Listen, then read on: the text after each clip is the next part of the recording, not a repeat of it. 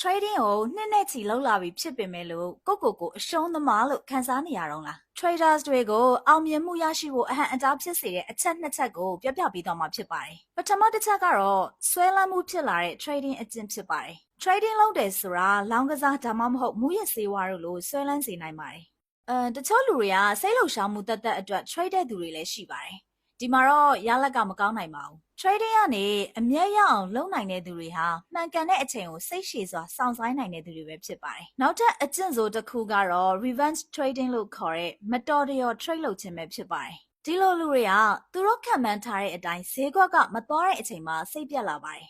။ဒီအချိန်မှာ set trade ပြီးတော့ငွေရှုံးကြပါတယ်။စိတ်ပြတ်တဲ့အချိန်မှာမှန်ကန်တဲ့ဆုံးဖြတ်ချက်မချနိုင်မဲနဲ့ငွေပြန်ရအောင် trade ရင်းနဲ့ပဲပို့ပြီးတော့ရှုံးကြပါတယ်။ဒီအချိန်မှာသူတို့ရဲ့စိတ်ကတည်ငြိမ်မှုမရှိတာကြောင့်မလို့မှန်ကန်တဲ့ဆုံးဖြတ်ချက်ကိုမချနိုင်တာဖြစ်ပါတယ်။ဆုံးဖြတ်ချက်အမှားတွေကိုထပ်ခါတလဲလဲလုပ်ပါတယ်။ပြီးတော့ရလက်ကငွေတွေပါသွားစေပါတယ်။ဒီဗီဒီယိုကိုကြည့်ခြင်းအပြင်ဒီလိုစိန်ခေါ်မှုတွေကိုကြော်လွှားနိုင်မှာမဟုတ်ပါဘူး။လက်တွေ့လေ့ကျင့်မှုကပဲကြော်လွှားစေမှာဖြစ်ပါတယ်